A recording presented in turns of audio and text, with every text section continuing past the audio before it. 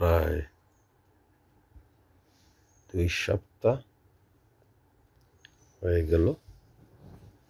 অনেকদিন পর আব্বা সাত সকালে ঘুম থেকে উঠলেন। আমি এসেছি আব্বা 2 সপ্তাহ হয়ে গেল। 2 সপ্তাহ কিছু উপরে। সকাল 8টা বাজে। রেস্ট নিচ্ছেন, নাস্তার জন্য অপেক্ষা করতেছেন। আর আমি বাইরে একটু প্রভাত ফেরিতে যাব।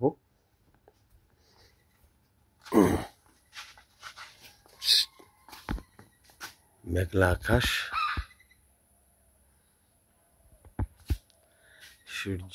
সূর্যকে মেঘের আড়ালে সূর্যের উপস্থিতি দেখা যাচ্ছে।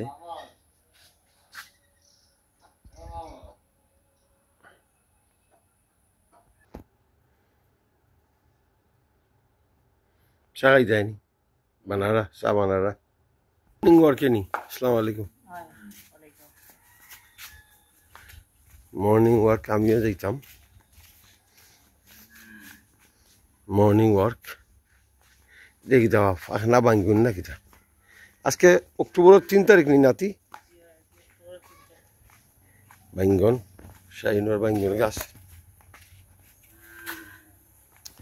আজ কি বা শুক্রবার নি?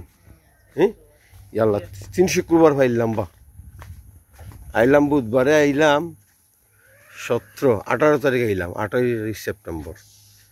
হ্যাঁ ঘাস খাচ্ছে দেশি মুরগার বইটার গোস্ত। প্রভাত ফেরি করি। প্রভাত ফেরি করলে ক্যালোরি বাড়ানো হয় আর প্রকৃতির সঙ্গে হিলিং হয়। হিলিং বুঝো নাকি তা নাতি? Healing healing healing walk. তুমি প্রকৃতির ভিতরে দিয়ে যখন আটবায় গাছপালার ভিতরে তলে মাঝে, তখন তুমি প্রকৃতি তোমার ইনভাইট। তোমার নাম কি দা? ও mister Tanvir, welcome to our world. এই গাছপালায় কইব। তখন তুমি লম্বা শ্বাস নিবাই, চোখ মুছবাই, পাখির গান শুনবাই, মিষ্টি বাতাস নিবাই, প্রজাপতি দেখবাই, প্রজাপতির উড়াউড়ি দেখবাই। তখন তুমি এক ধরনের ফিলিং অনুভব করবে। আর ওটার হিলিং, কমিউনিকেশন উইথ নেচার। বুঝছেন? দেখা যান কত ধরনের লতা পাতা গুল্ম।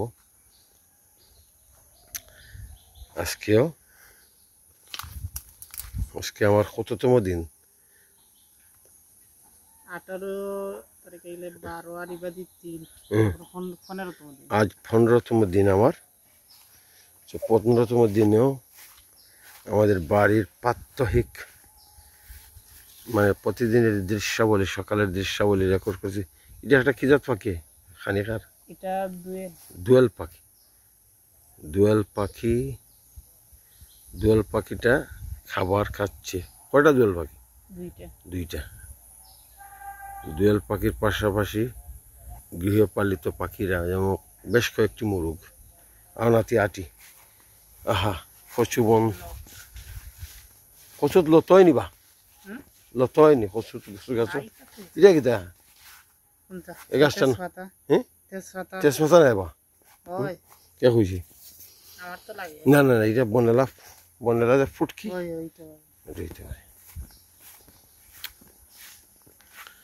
সবুজ। সফল গাছগুলো কফল ধরে না।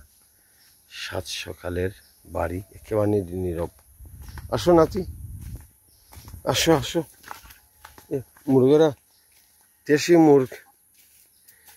ছোটো থাকতে আমি মুরগ ফালতাম রে বা, বুঝছো নি?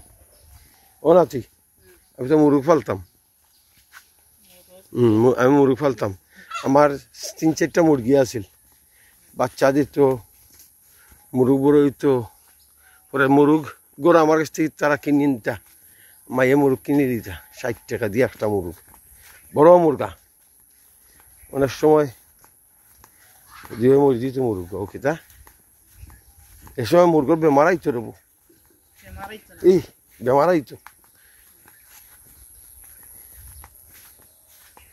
পুকুর বাড়িতে একটি গরু বাঁধা, বড়ই সৌভাগ্যবান যে বাড়ির পাশেই ধান ক্ষেত, ওই যে বাসাগুলা ওইখানে ধান ক্ষেত ছিল আমার চাচাতো ভাইদের, এরা বিক্রি করে দিয়েছিলেন অনেক আগে।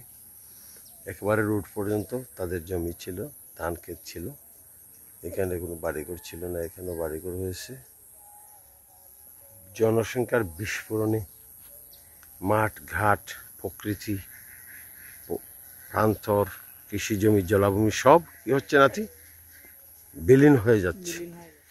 মাদার আর্থে যে কী হবে এই ভেবে আমি আটকে উঠি। ওইটা আমাদের বাড়ি পিছনে থেকেই ধানের ক্ষেতের শুরু, মাইলের পর মাইল দিগন্ত বিস্তৃত ধানের ক্ষেত। এলো আমাদের পুকুরটা, দেখা যায়নি বা দেখা যায়। ফেনা সাফরে ভালো হয়েছে নেই মেটো পথ, সেই চিরচেনা মেটো পথ।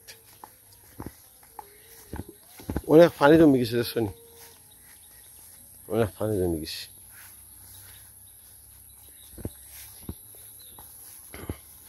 ইনু কিতাবা মুখে খেতনি খেয়ে ফেলাইছিল, এখনো একবারে যত্ন নিছে না তো। ইয়া মুখে এত যত্ন নেওয়া লাগে রে বু।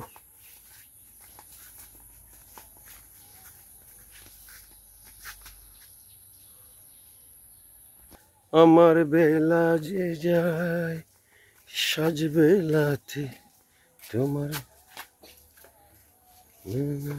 নাতি কি করো, মুখ দিচ্ছে? মুখ ধরায়নি, মাথা চাই মুখ ধরায় সবাই, মুখ দো